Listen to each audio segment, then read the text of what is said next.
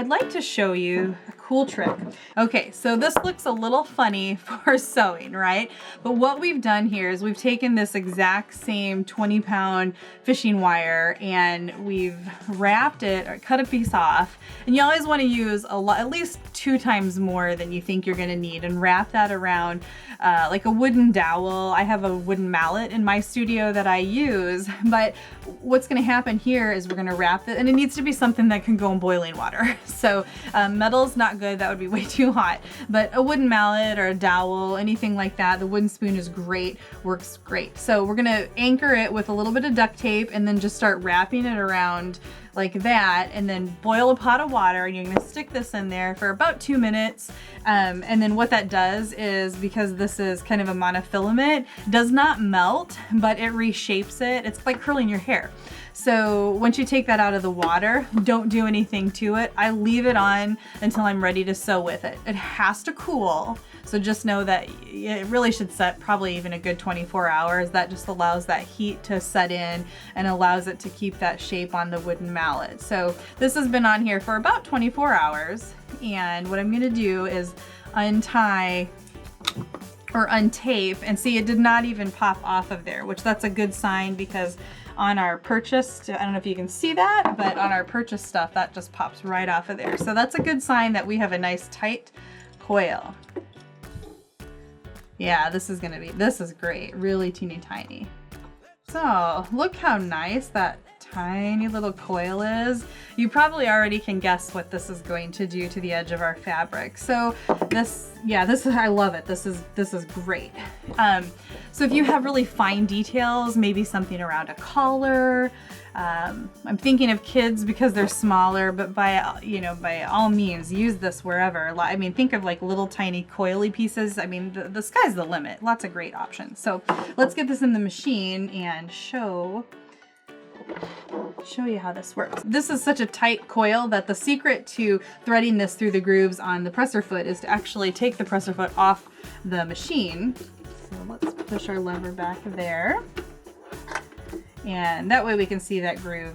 So I'm going to grab that with my tweezers.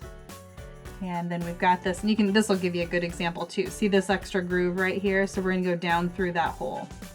When the stitch is forming, you see this little tiny finger right there? The stitch is going over top of that. So it's really important that we're on this side so that it will be encased in that stitch. It's really kind of cool if you think about it, how the dynamics of all of this work to create all the different stitches. There we go. All right. So that's in there.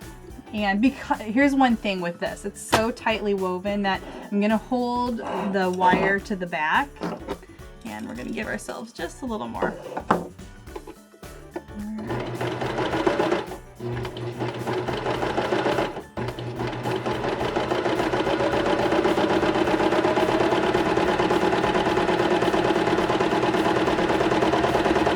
Okay, so we've got this started. Same thing as before. We can see these stitches are on here, and you can already see how that bungees right up. So this is going to have a really great finish to it.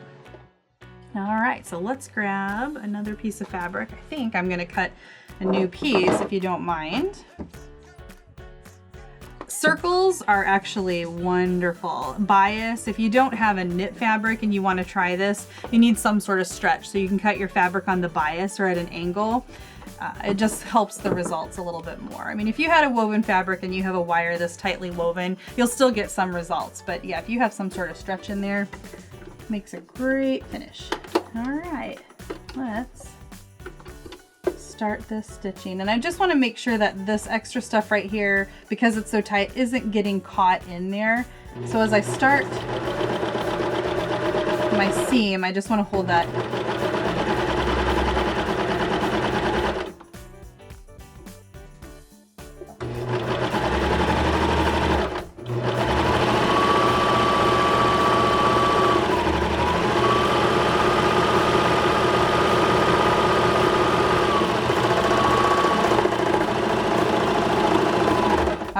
It's a very tightly woven cord, and it's going to bunch up, leave a very long tail, almost maybe even 3/4 to double, or 3/4, let's go backwards, about 1/4 to about half of what your length is, so we can kind of straighten that. But let's slide that back down on there, and you will see. And then you can go in and kind of stretch that out a little bit. But see, now look at that narrow, nice narrow, coily edge finish. So it's great. It's beautiful. You can do some great little ruffles, costuming. This is ideal for a lot of historical costumes. Add some body. You can do stand-up collars in there. So lots of finishes. Very fun. I hope you'll try this. It's a real fun stitch.